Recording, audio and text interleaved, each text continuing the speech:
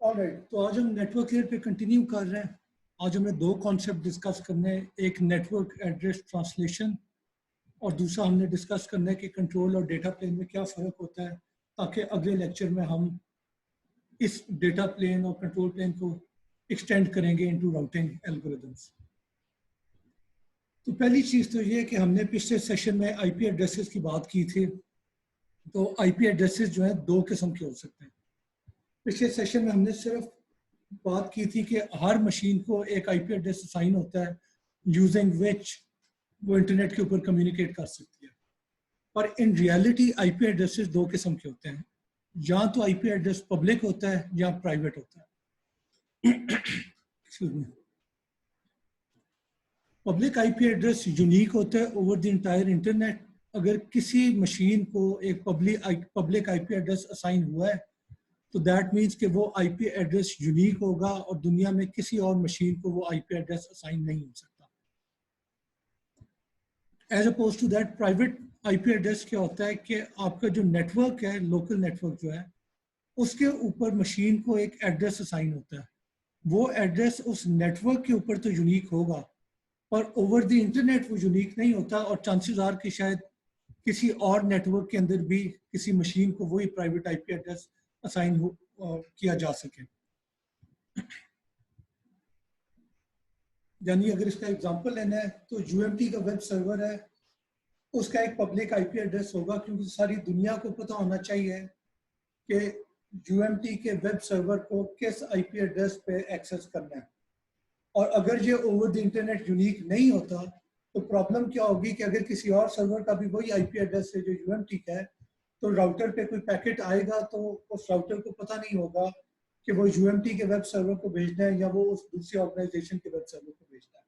तो इसलिए जो भी आपका मशीन आपने विजिबल करनी होती है सारी दुनिया को, उसके लिए आपको एक यूनिक पब्लिक आईपी एड्रेस चाहिए होता है। As opposed to that UMT का जो कंप्यूटर नेटवर्क है, जो कंप्यूटर लैब है, उसमें जो मशीन होंगी उसके प्राइवेट आईपी एड्रेस होंगे, क्योंकि इन मशीन को ओवर द इंटरनेट एक्सेस नहीं करना।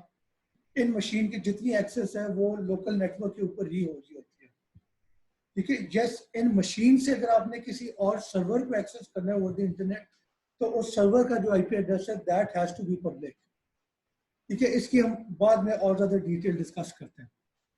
पर फॉर स्टार्टर्स आपको बस ये पता होना चाहिए कि पब्लिक और प्राइवेट आईपी एड्रेस में फ़र्क क्या है।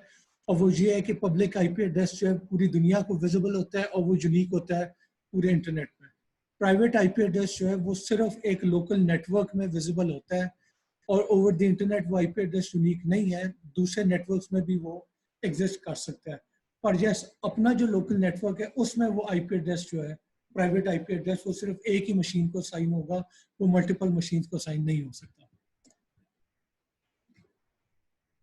अब पब्लिक आईपी एड्रेसेस का सबसे बड़ा जो मसला था वो था कि वो लिमिटेड है। और पिछले सेशन में हमने यही बात की थी कि 32 बिट आईपी एड्रेसेस जो है वो बहुत छोटी एड्रेस स्पेस है और बहुत जल्दी वो सारे के सारे आईपी एड्रेसेस जो है वो यूज अप हो गए थे और डिवाइसेस को, मशीन्स को साइन हो गए थे।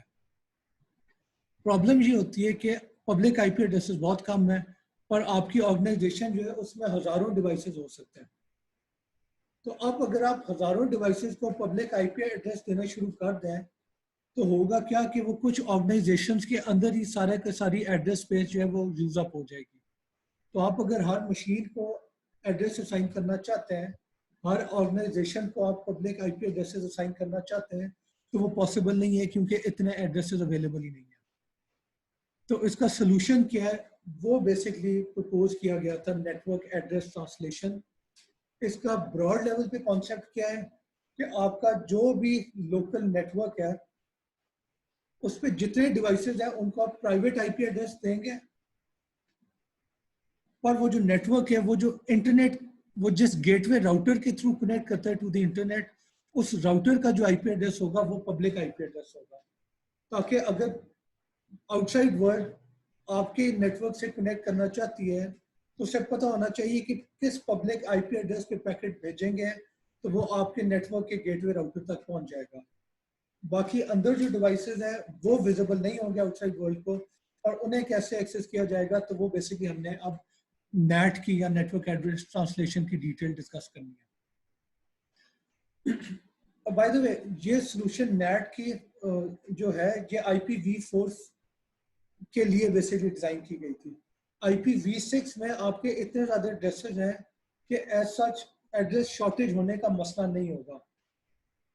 पर एक बात याद रखिए कि नेट उस जमाने में प्रपोज किए गए थे जब IPv6 पे ट्रांजिशन करना इतना आसान नहीं था, क्योंकि 32 बिट एड्रेसेस के लिए आपकी सारी हार्डवेयर बनी हुई थी। 32 बिट से 128 बिट पे के एड्रेस पे आपने अगर अपनी हार्डवेयर को ट्रांजिशन करना है तो एक तो वो प्रॉब्लमेटिक था, और दूसरी बात ये कि पुराने ज़माने में आपकी हार्डवेयर इतनी पावरफुल थी भी नहीं कि 128 बिट्स एड्रेसेस को आराम से मैनेज कर सके, हैंडल कर सके। तो इसलिए उस ज़माने में जो आइडियल सोल्यूशन था वो नेटवर्क एड्रेस ट्रांसलेशन था। तो नेट का बेसिक कॉन्सेप्ट क्या है ब्रॉड लेवल पे कि आपका एक गेटवे राउटर है ऑलराइट। तो नेटवर्क एड्रेस ट्रांसलेशन का बेसिक कॉन्सेप्ट क्या है कि आपका एक राउटर होता है, गेटवे राउटर जिसे आप नेट कहते हैं। उसकी एक साइड पे जो आपका लोकल नेटवर्क है, आपका होम नेटवर्क हो सकता है या आपके ऑर्गेनाइजेशन का नेटवर्क हो सकता है, वो प्राइवेट नेटवर्क है और उस पर जितने भी डिवाइसेस हैं उन सारों को प्राइवेट IP एड्रेसेस असाइन हुए होंगे। यानी इस एग्जांपल में 10.0.0.1 है, .2.3, ये सारे के सारे प्राइवेट एड्रेसेस हैं और ये ओवर द इंटरनेट विजिबल नहीं होंगे और ये ओवर द इंटरनेट यूनिक भी नहीं होंगे। यानी किसी और ऑर्गेनाइजेशन का नेटवर्क होगा तो उसमें भी ये प्राइवेट एड्रेसेस इस्तेमाल हो रहे होंगे। ऑन दी अदर हैंड जो आपके राउटर की इंटरनेट फेसिंग इंटरफेस है जो कि दुनिया के साथ कनेक्ट कर रहा है, उसमें जो IP एड्रेस है 138.76.29.7 इस एग्जांपल में, ये बेसिकली नेट का IP एड्रेस है या पब्लिक IP एड्रेस है और ये पूरी दुनिया में यूनिक होगा। ठीक है, अब जितने भी पैकेट इस नेटवर्क को लीव करेंगे, नेट के थ्रू इंटरनेट पे जाएंगे, तो उनका जो सोर्स IP एड्रेस होगा वो अब ये प्राइवेट IP एड्रेस नहीं होगा, वो अब ये IP एड्रेस होगा। और इसकी वजह क्या है कि देखिए आपके नेटवर्क से अगर कोई पैकेट निकल रहा है, लेट्स सपोज जिस डिवाइस ने वो पैकेट जनरेट किया है उसका IP एड्रेस 10.0.0.1 था, तो अगर आप पैकेट का सोर्स एड्रेस यही रहने देते हैं तो मसला क्या होगा कि जब डेस्टिनेशन तक पैकेट पहुंच जाएगा, अब डेस्टिनेशन जब रिस्पॉन्ड करेगी उस एड्रेस पे, यानी अब डेस्टिनेशन एक पैकेट भेजती है और उस पैकेट का डेस्टिनेशन एड्रेस 10.0.0.1 रखती है, तो प्रॉब्लम क्या होगी कि ये IP एड्रेस यूनिक नहीं है, ये दुनिया के हर नेटवर्क में हो सकता है और ये एक प्राइवेट एड्रेस है। तो राउटर्स को पता ही नहीं होगा कि इस पैकेट को फॉरवर्ड कैसे करना है। उसका सोल्यूशन क्या होता है कि जब अब पैकेट नेट से निकलता है तो उसका जो सोर्स IP एड्रेस है वो 10.0.0.1 को आप रिप्लेस कर देंगे 138.76.29.7 से। और अब क्या होगा कि ये पैकेट जब किसी डेस्टिनेशन तक जाएगा और वो डेस्टिनेशन जब रिस्पॉन्ड करेगी तो उस रिस्पॉन्स पैकेट का जो डेस्टिनेशन IP एड्रेस होगा वो ये वाला IP एड्रेस होगा 138.76 वाला। अब क्या होता है कि क्योंकि ये पब्लिक IP एड्रेस है और ये ओवर द इंटरनेट यूनिक है, तो हर राउटर को पता होगा कि पैकेट को कैसे फॉरवर्ड करना है टुवर्ड्स डेस्टिनेशन। और एक दफा वो पैकेट इस नेट तक पहुंच जाता है तो अब नेट जो है वो बेसिकली कैसे फॉरवर्ड करेगी कि ये पैकेट इनमें से किस प्राइवेट एड्रेस के लिए है, तो उसकी अब डिटेल हम नेक्स्ट एग्जांपल में देखते हैं। तो सबसे पहले ये तो हमने by the way broad level पे डिस्कशन की है, इसकी डिटेल देखनी है। पर सबसे पहले मोटिवेशन की नेट इस्तेमाल क्यों करते हैं, तो एक बात तो हमने ऑलरेडी जो कहा है कि आपके जो रेंज ऑफ एड्रेसेस होते हैं, ठीक है, आपके जितने डिवाइसेस हैं आप हर डिवाइस के लिए ISP से एक पब्लिक एड्रेस नहीं खरीदेंगे क्योंकि वो बाय द वे काफी महंगा पड़ सकते हैं और IP एड्रेसेस जो है वो खत्म भी हो जाएंगे, बहुत जल्दी यूज अप हो जाएंगे। तो मोटिवेशन क्या है कि आपका जितना भी नेटवर्क है आप हर मशीन को IP एड्रेस असाइन करें प्राइवेट, और सिर्फ एक IP address public IP address आप खरीदेंगे ISP से और वो आपके नेट डिवाइस का होगा। तो आपके दो मसले हल हो गए। नंबर वन, आपने बहुत ज्यादा जो पब्लिक आईपी एड्रेसेस खरीदने थे उसका पैसा खर्च करना था, वो आपकी सेविंग हो गई है। और नंबर टू, आपने हर डिवाइस को अगर पब्लिक आईपी एड्रेस असाइन करते हैं तो बहुत जल्दी आईपी एड्रेसेस खत्म हो जाने थे। अब क्या हो रहा है कि एक पब्लिक आईपी एड्रेस आपके हजारों प्राइवेट डिवाइसेस को रिप्रेजेंट कर रहा है। तो आपकी बहुत ज्यादा स्पेस की आईपी एड्रेसेस की सेविंग हो गई है। ठीक है, दूसरा फायदा क्या है कि अगर आप किसी प्राइवेट डिवाइस का आईपी एड्रेस चेंज करते हैं, प्राइवेट आईपी एड्रेस, तो वो लोकल एरिया नेटवर्क के अंदर ही आप मैनेज कर लेंगे। आपको आउटसाइड वर्ल्ड को इन्फॉर्म नहीं करना पड़ेगा। जितने भी राउटर्स हैं उनको, आपको जो आपके आउटसाइड इंटरनेट पे राउटर्स हैं उनको अपडेट नहीं करना पड़ेगा। उन राउटर्स को अपडेट सिर्फ तब करना पड़ता है जब आपका पब्लिक आईपी एड्रेस चेंज हो। प्राइवेट आईपी एड्रेस चेंज हो तो सिर्फ लोकल नेटवर्क में आपको चेंजेस करनी पड़ती हैं, इंटरनेट के ऊपर आपको कुछ भी चेंज नहीं करना पड़ेगा। तो दूसरी चीज है कि आप अगर आईएसपी चेंज करते हैं, ठीक है, या आईएसपी से आप एक नया पब्लिक आईपी एड्रेस खरीद लेते हैं, तो उसकी वजह से लोकल एरिया नेटवर्क में जो आईपी एड्रेसेस थे, या लोकल एरिया नेटवर्क में जो राउटर्स के फॉरवर्डिंग टेबल थे, उनमें से किसी को भी आपको चेंज नहीं करना पड़ेगा। सिर्फ आपकी एक ही चेंज होगी और वो है आपका जो नेट है उसके पब्लिक फेसिंग इंटरफेस में। That's it. बाकी सारे जो लोकल डिवाइसेस हैं, जो लोकल राउटर्स हैं, जो एंड मशीन्स हैं, उनमें से किसी को आपको मॉडिफाई नहीं करना पड़ेगा। ठीक है, और लास्टली आपके जो लोकल नेटवर्क में जितने भी डिवाइसेस हैं जिनके प्राइवेट एड्रेसेस हैं, अब क्योंकि वो एक्सप्लिसिटली एड्रेसेबल नहीं है और वो आउटसाइड वर्ल्ड को विजिबल नहीं है, तो इसका एक और फायदा क्या होता है कि आपकी सिक्योरिटी बढ़ जाती है।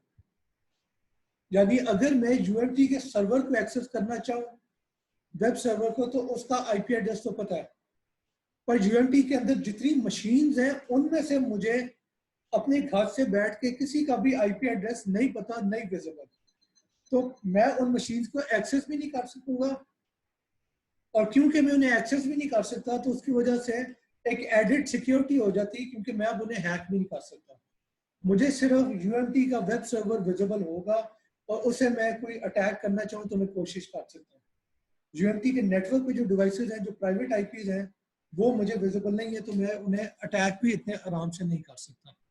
तो ये मोटिवेशन है नेट इस्तेमाल करने की। नेट क्या इंप्लीमेंट करता है? नेट राउटर जो होता है उसमें सबसे पहले जो फंक्शनैलिटी इंप्लीमेंटेड है वो ये है कि उसका जो आउटगोइंग डेटाग्राम है, यानी लोकल नेटवर्क से नेट पे पैकेट आया है और उस पैकेट को आगे इंटरनेट पे फॉरवर्ड करना है, तो आपका नेट राउटर क्या करेगा, उस पैकेट का जो सोर्स आईपी एड्रेस था वो चेंज कर देगा। जो लोकल प्राइवेट आईपी था उसकी बजाय नेट अपना आईपी पब्लिक आईपी एड्रेस डाल देगा। क्यों? ताकि जो रिस्पांस आनी है उस पैकेट के बदले में, उस रिस्पांस में जो आईपी एड्रेस होना चाहिए, डेस्टिनेशन आईपी एड्रेस, वो नेट का पब्लिक आईपी एड्रेस होना चाहिए। ठीक है, और दूसरी चीज है कि जो सोर्स पोर्ट नंबर है पैकेट का, ठीक है, वो पोर्ट नंबर भी नेट अब एक नया पोर्ट नंबर डाल देगा। ठीक है, क्यों डालते हैं इसे हम अभी देखते हैं।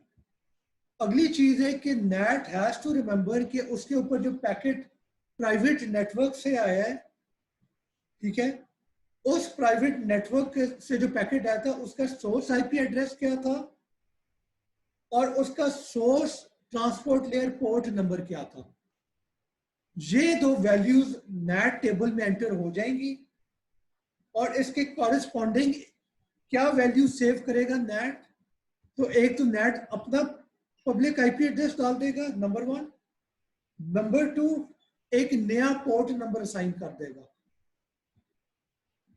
ताकि इस आईपी एड्रेस और इस पोर्ट नंबर पे जो भी पैकेट रिसीव हो, नेट को पता हो कि ये पैकेट किस मशीन को भेजना है और इस पैकेट में डेस्टिनेशन पोर्ट नंबर क्या होना चाहिए।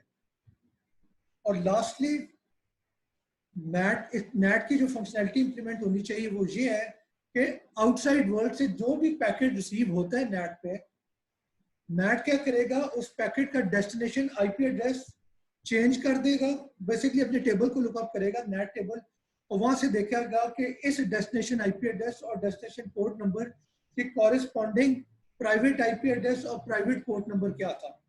तो वो जो प्राइवेट मशीन का आईपी एड्रेस और पोर्ट नंबर था वो इस पैकेट में डेस्टिनेशन आईपी एड्रेस और डेस्टिनेशन पोर्ट नंबर की फील्ड में डाल देगा और फिर पैकेट जो है अपने लोकल नेटवर्क के ऊपर फॉरवर्ड कर देगा। इसकी अगर वर्किंग देखें तो लेट सपोज आपका एक नेट टेबल है, सॉरी नेट राउटर है, उसका जो पब्लिक आईपी एड्रेस है वो 138.76.29.7 है। ऑन द अदर एंड इसका जो लोकल साइड है, लोकल इंटरफेस है, उसे एक प्राइवेट आईपी एड्रेस असाइन किया गया है विच इज 10.0.0.4। ठीक है, और ये सारी साइड जो है ये प्राइवेट नेटवर्क है, ये जो एंड है ये बेसिकली आपका ओवरऑल इंटरनेट है। और स्टार्ट पे जो आपका नेट टेबल है उसमें कोई एंट्री नहीं है। अब सबसे पहले क्या होता है, लेट सपोज आपका एक डिवाइस है 10.0.0.1, ये एक पैकेट ट्रांसमिट करता है। इस पैकेट का डेस्टिनेशन आईपी एड्रेस क्या है 128.119.40.186। देखिए ये डेस्टिनेशन जो है इंटरनेट पे कोई मशीन है उसका आईपी एड्रेस है, और जो डेस्टिनेशन पोर्ट नंबर है वो 80 है, विच मीन कि ये किसी वेब सर्वर का पोर्ट नंबर है। ऑलराइट, इस पैकेट में जो सोर्स आईपी एड्रेस है वो इस मशीन ने अपना डाला है विच इज 10.0.0.1, और जो सोर्स पोर्ट नंबर है जो ट्रांसपोर्ट लेयर एड्रेस है वो 3345 है, 3345 है। ठीक है, अब ये पैकेट ट्रांसमिट कर दिया है। ये पैकेट क्योंकि आउटसाइड वर्ल्ड के लिए डेस्टिनेड है तो इसलिए ये पैकेट जो है आपके नेट राउटर पे आएगा जो गेटवे राउटर है। ठीक है, गेटवे राउटर या नेट अब क्या करेगा, अपने टेबल में एक एंट्री करेगा। उस एंट्री का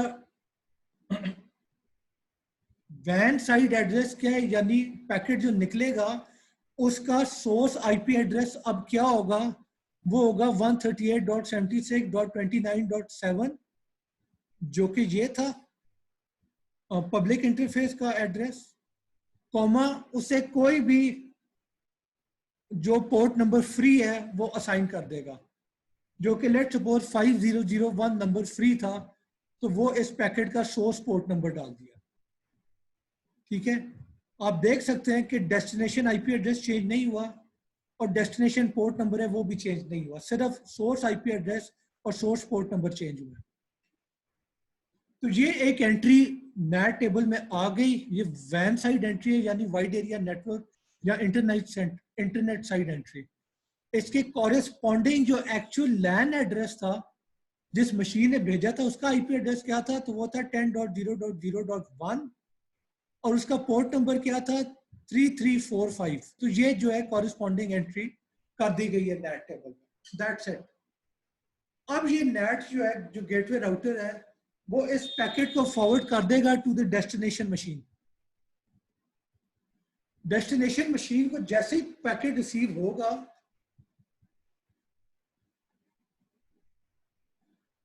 डेस्टिनेशन मशीन को जैसे ही वो पैकेट रिसीव होगा वो एक रिस्पांस पैकेट जनरेट करेगी। लेट सपोज उस पैकेट का जो सोर्स आईपी एड्रेस होगा वो होगा 128.119.40.186 जो कि अपना आईपी एड्रेस है उस मशीन का, और साथ पोर्ट नंबर जो उस मशीन का पोर्ट नंबर था जो कि लेट सपोज 80 था।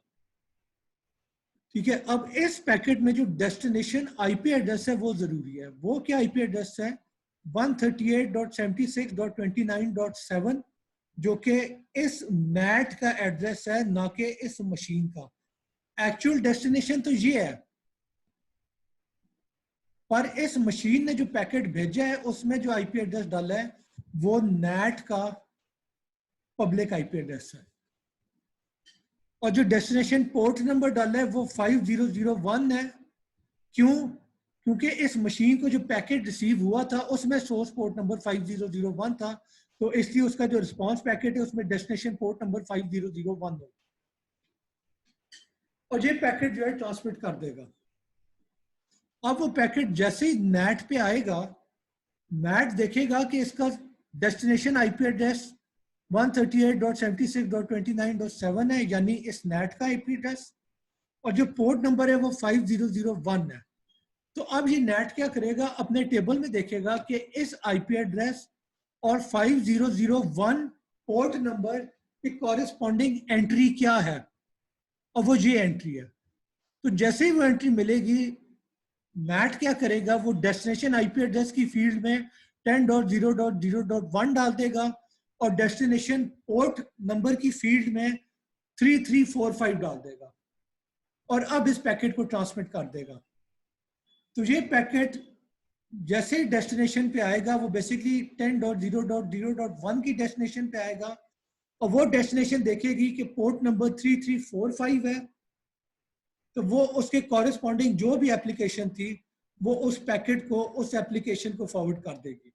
ठीक है, तो क्लास ये सिंपल वर्किंग है नेटवर्क एड्रेस ट्रांसलेशन की। मैं फिर इसे समराइज कर दूं कि आपका जो ओरिजिनल डिवाइस था, जो प्राइवेट डिवाइस था, उसने एक पैकेट ट्रांसमिट किया जिसमें सोर्स आईपी अपना आईपी रखा, प्राइवेट आईपी, और सोर्स पोर्ट नंबर जो भी उसका एप्लीकेशन का पोर्ट नंबर था। जैसे ये पैकेट नेट पे आया, नेट ने उसका सोर्स पोर्ट नंबर अपनी तरफ से एक असाइन कर दिया है जो कि किसी और एंट्री को नहीं असाइन हुआ, और साथ जो सोर्स आईपी एड्रेस है वो चेंज करके नेट ने अपना पब्लिक आईपी एड्रेस डाल दिया और इस पैकेट को फॉरवर्ड कर दिया। ये पैकेट जैसे ही डेस्टिनेशन तक पहुंचा, डेस्टिनेशन ने जो रिस्पांस पैकेट बनाया होगा उसमें डेस्टिनेशन आईपी एड्रेस नेट का है, पब्लिक आईपी एड्रेस, और डेस्टिनेशन पोर्ट नंबर 5001 रख दिया। और ये कहां से उसे पता लगा, वो जो पैकेट रिसीव हुआ था उसके सोर्स में जो पोर्ट नंबर था वो रिस्पांस पैकेट का डेस्टिनेशन का पोर्ट नंबर बन जाता है। तो ये पैकेट अब जैसे ही नेट पे आएगा, नेट क्या करेगा, अपनी एंट्री को देखेगा और उसके उस पोर्ट नंबर और आईपी एड्रेस के कॉरेस्पॉन्डिंग देखेगा कि ये जिस एक्चुअल पैकेट के रिस्पांस में पैकेट आया है उस पैकेट का आईपी एड्रेस और पोर्ट नंबर क्या था। तो अब ये जो पैकेट रिसीव हुआ है उसका डेस्टिनेशन आईपी एड्रेस ये कर देगा, डेस्टिनेशन पोर्ट नंबर ये कर देगा और इस पैकेट को फॉरवर्ड कर देगा टू द डेस्टिनेशन मशीन। अब जैसे ही वो प्राइवेट डेस्टिनेशन पे पहुंचेगा, वो मशीन देख लेगी कि आईपी एड्रेस मेरा है और जो भी पोर्ट नंबर है उसके कॉरेस्पॉन्डिंग जो एप्लीकेशन रन कर रही है उसको वो पैकेट ट्रांसमिट कर देगा। एक बात याद रखें कि पोर्ट नंबर फील्ड जो होती है वो 16 बिट होती है, हमने पहले डिस्कस कर लिया हुआ है। तो 16 बिट का मतलब है कि 60,000 प्लस आपके साइमल्टेनियस कनेक्शंस हो सकते हैं। यानी इस चीज का क्या मतलब है कि बेसिकली आपका जो प्राइवेट नेटवर्क है उस पर 60,000 से ज्यादा डिवाइसेस हो सकते हैं। Approximate I think 65,500 and I think 30 something value होती है। तो इतनी आपकी कनेक्शंस होंगी। हर किसी को आप एक, आपका नेट जो है एक यूनिक पोर्ट नंबर असाइन कर सकता है और ये बेसिकली एक लिमिट है। जैसे अगर पोर्ट नंबर की फील्ड आपकी 16 बिट से ज्यादा होती तो फिर आपके ज्यादा साइमल्टेनियस कनेक्शन हो सकते हैं। पर एट एनी गिवन टाइम क्योंकि टीसीपी और यूडीपी की जो फील्ड है वो सिर्फ 16 बिट है, तो 65,500 समथिंग कनेक्शन से ज्यादा नहीं हो सकता। तो अगला पॉइंट है कि नेट इज कॉन्ट्रोवर्शियल क्योंकि आइडियली जब आप राउटर की बात करते हैं तो router should only process a packet up to layer 3 यानी नेटवर्क लेयर हेडर तक बात करनी चाहिए। पर नेट में क्या होता है कि नेट को जब पैकेट रिसीव होता है तो वो नेटवर्क लेयर हेडर को भी रीड करता है, उसके अलावा उसके अंदर जो ट्रांसपोर्ट लेयर हेडर है उसको भी रीड करता है क्योंकि पोर्ट नंबर जो है वो तो ट्रांसपोर्ट लेयर में पड़ा हुआ था। तो इस लिहाज से कंट्रोवर्सी हो जाती है क्योंकि कुछ जो प्योरिस्ट हैं वो कहते हैं कि आपका जो राउटर है उसे सिर्फ नेटवर्क लेयर तक प्रोसेसिंग करनी चाहिए पैकेट की, उसके आगे जो ट्रांसपोर्ट लेयर है उस पर नहीं जाना चाहिए या एप्लीकेशन लेयर है उस पर नहीं जाना चाहिए। और नेट के केस में आपकी ट्रांसपोर्ट लेयर भी प्रोसेस हो रही होती है। और दूसरी बात है कि नेट जो है वो बेसिकली प्रपोज हुआ था IPv4 की एड्रेस शॉर्टेज को एड्रेस करने के लिए। तो अब लोग कहते हैं कि क्योंकि IPv6 जो है वो अडॉप्ट हो चुका है और दुनिया में हर डिवाइस को अब आप एक अलग यूनिक आईपी एड्रेस दे सकते हैं, तो आपको प्राइवेट एड्रेसेस अब नहीं चाहिए, तो आपको नेट भी अब नहीं चाहिए होगा। ठीक है, और इवेंचुअली इट इज एक्सपेक्टेड कि हर डिवाइस का अपना पब्लिक आईपी एड्रेस होगा और नेट की यूज जो है वो इतनी नहीं रहेगी।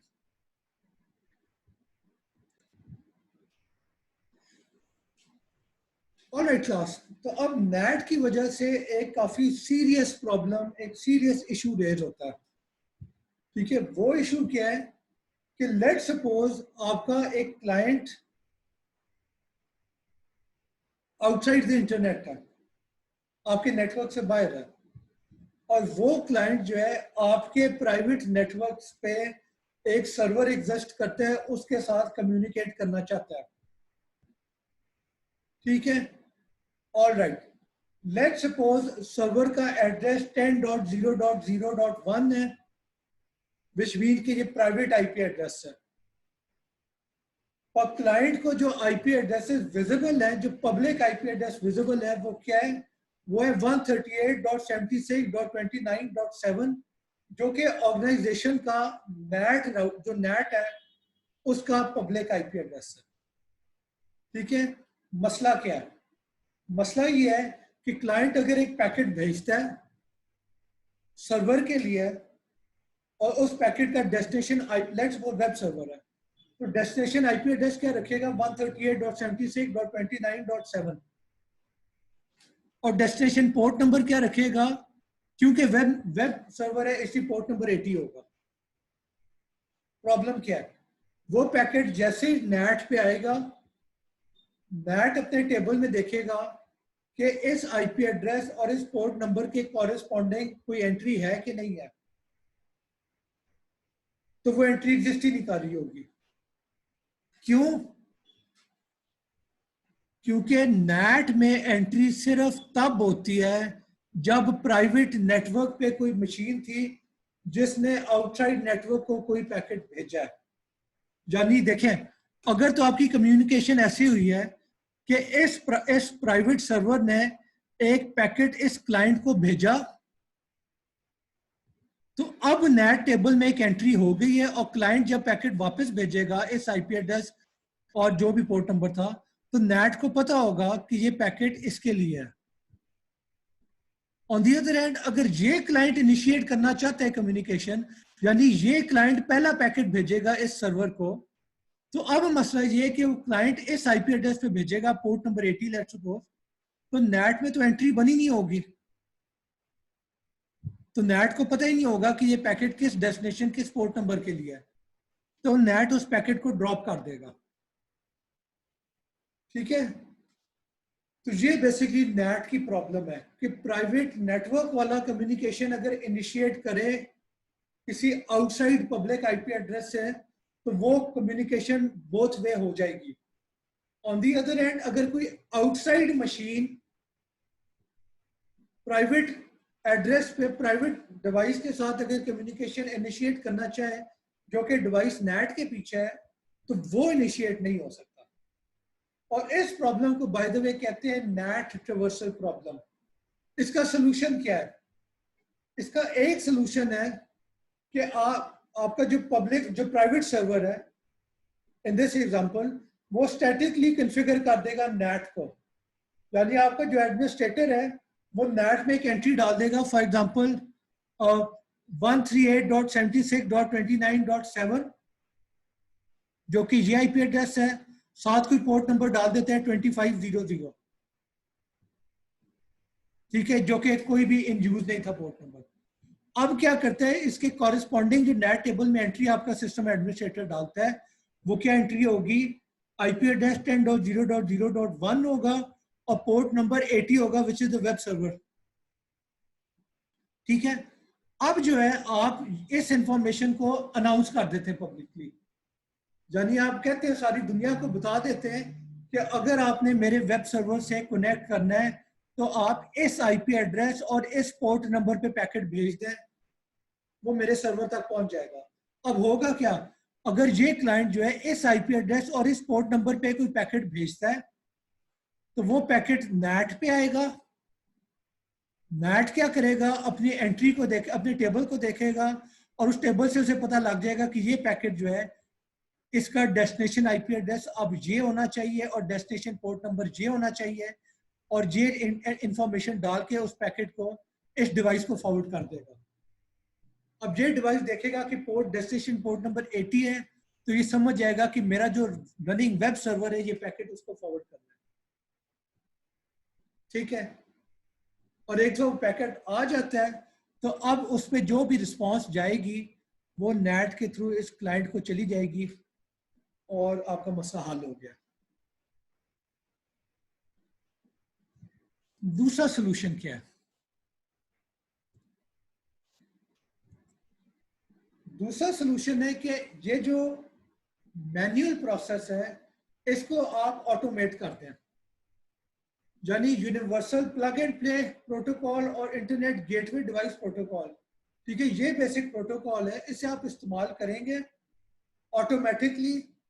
इसे इस्तेमाल करके आपका जो डिवाइस है, जो सर्वर है, प्राइवेट डिवाइस है, वो बेसिकली उसे पता लग जाएगा कि नेट का पब्लिक आईपी एड्रेस क्या है, नंबर 1। नंबर 2, इस प्रोटोकॉल को इस्तेमाल करते हुए ये जो सर्वर है जो नेट में एक एंट्री कर देगा, यानी ये पब्लिक आईपी एड्रेस और कोई पब्लिक पोर्ट नंबर और उसके कॉरेस्पॉन्डिंग अपना जो पोर्ट नंबर और अपना जो आईपी एड्रेस है, ये बेसिक नेट में एंट्री हो जाएगी।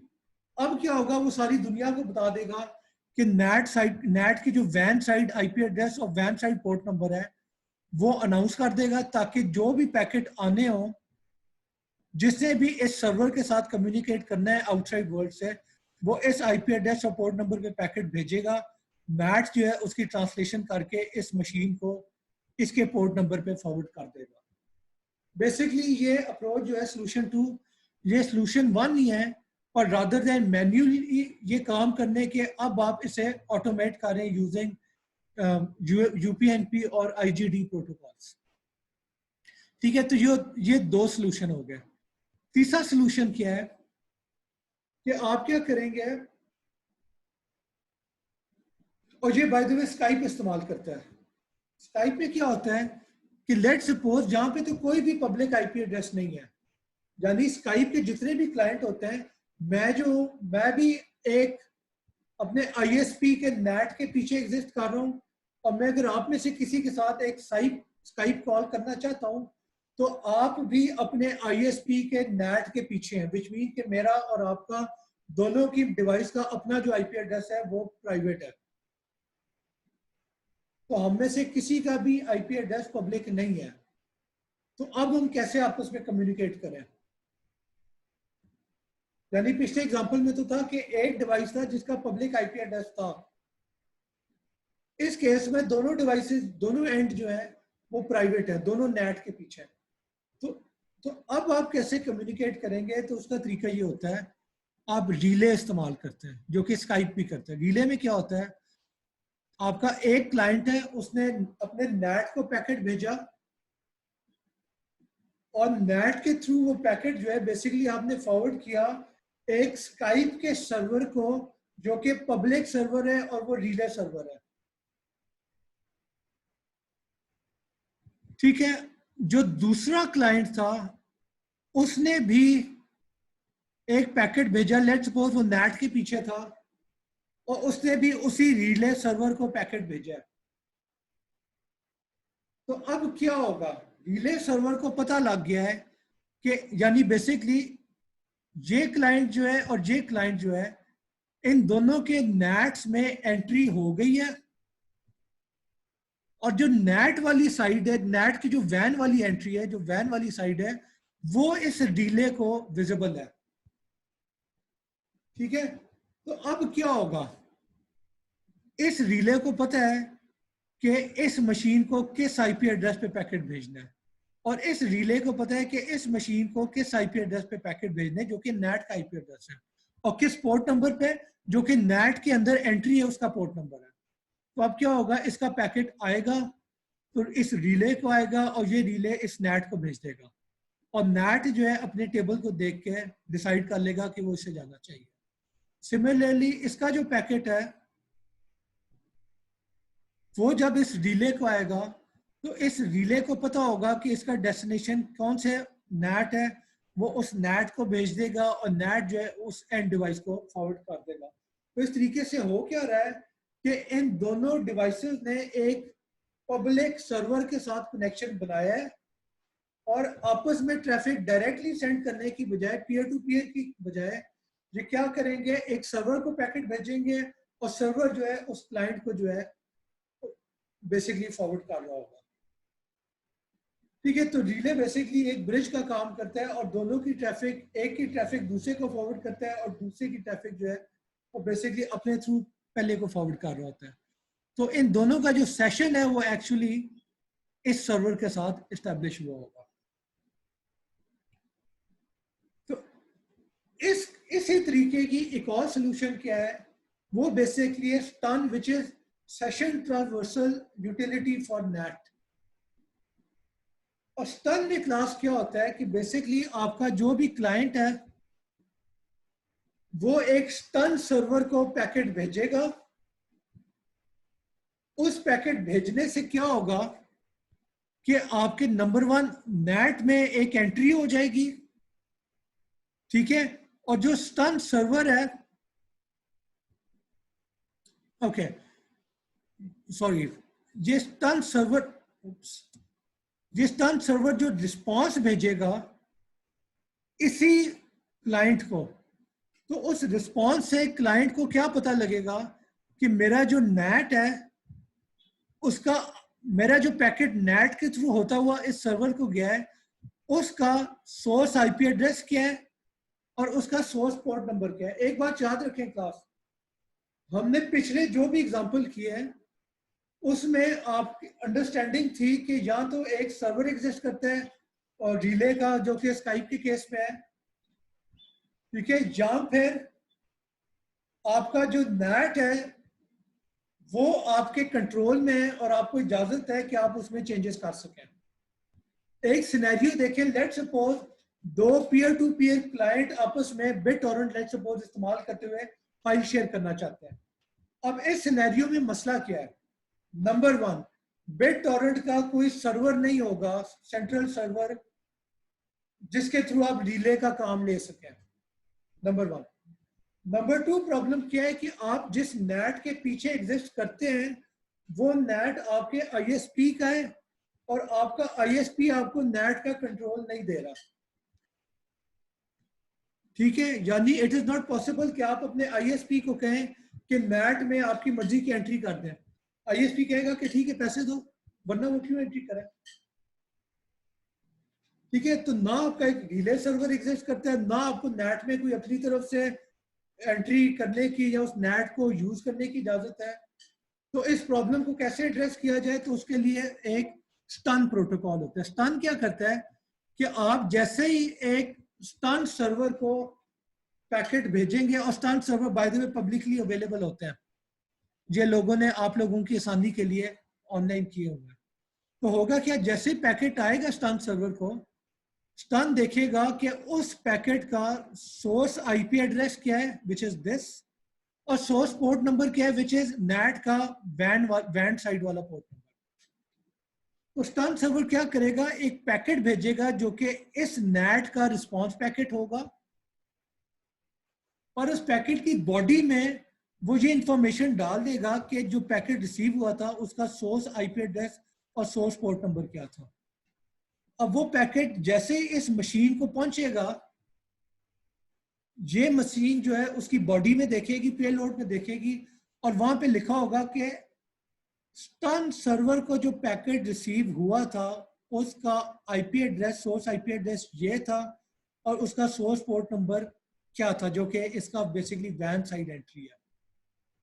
तो अब इस मशीन को पता लग गया है कि मैं अगर सारी दुनिया में अनाउंस कर दूं कि ये आईपी एड्रेस और जो भी पोर्ट नंबर है उस पे पैकेट भेजो, तो उस पैकेट के कॉरेस्पॉन्डिंग एक एंट्री नेट में एग्जिस्ट करती है।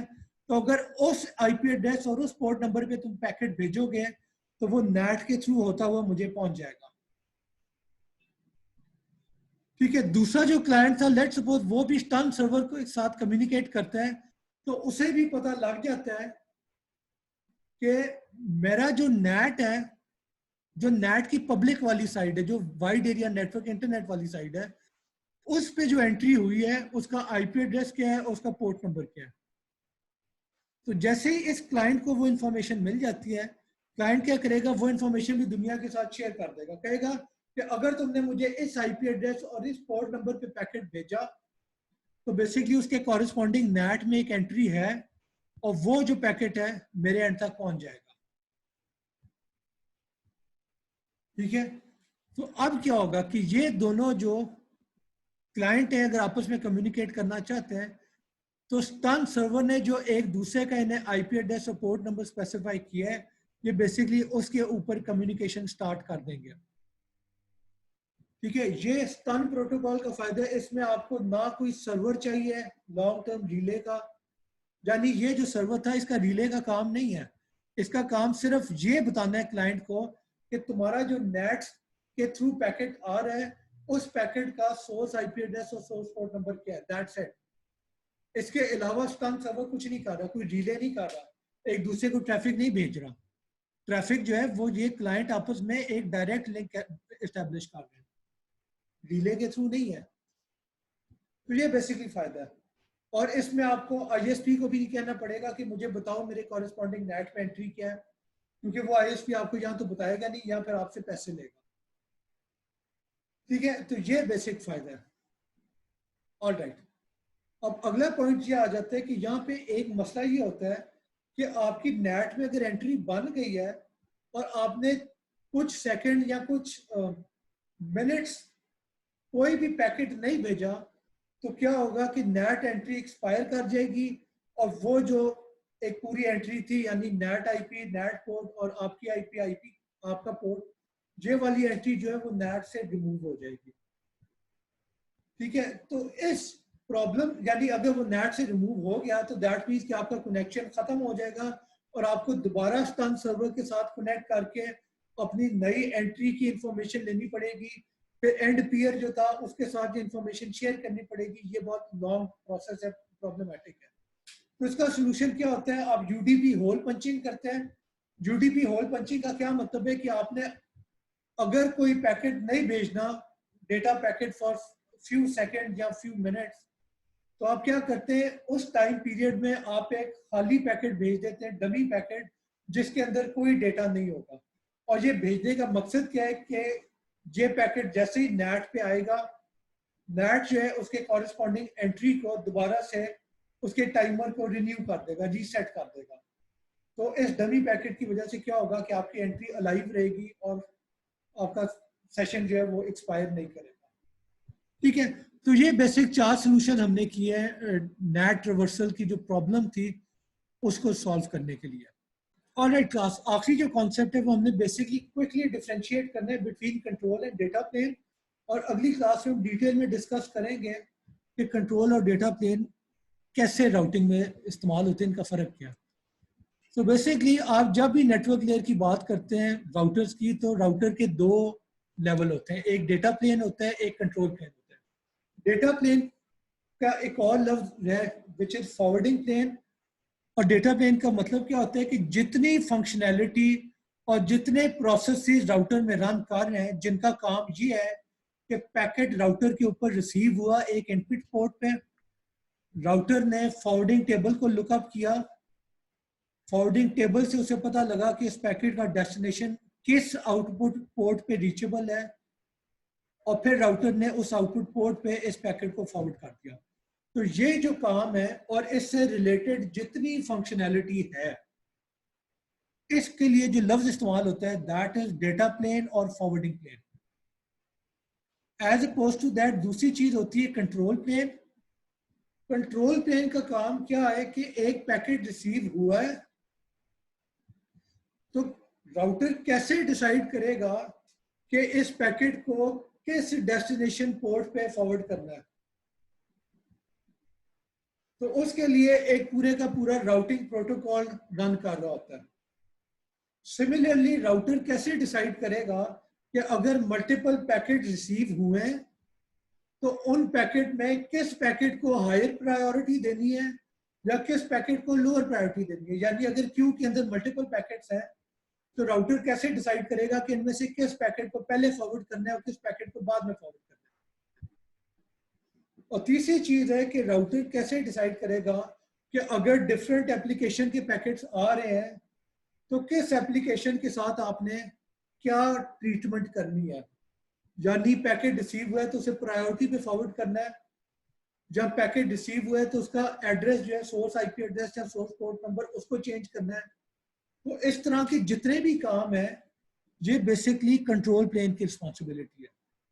यानी कंट्रोल प्लेन जो है हर राउटर को बता रहा होता है कि ये पैकेट आएगा तो इस पैकेट के साथ तुमने क्या ट्रीटमेंट करनी है, इसमें कोई चेंज करनी है हेडर में, या चेंज किए बगैर ही फॉरवर्ड करना है, जब फॉरवर्ड करना है तो प्रायोरिटी की बेसिस पे फॉरवर्ड करना है, या सिंपलेस्ट केस में अगर पैकेट आया है तो तुमने डेस्टिनेशन आईपी एड्रेस को देख के डिसाइड करना है कि ये पैकेट किस पोर्ट पे फॉरवर्ड होना चाहिए।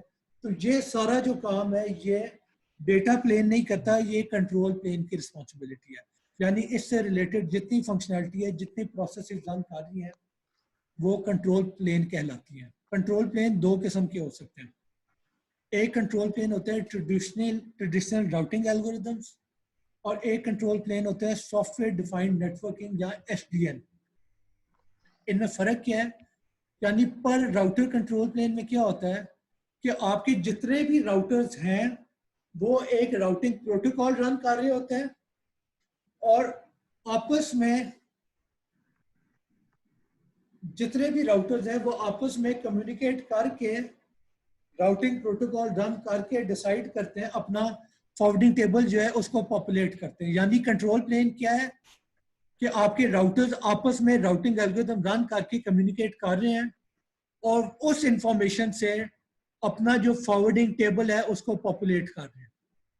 ये कंट्रोल प्लेन है।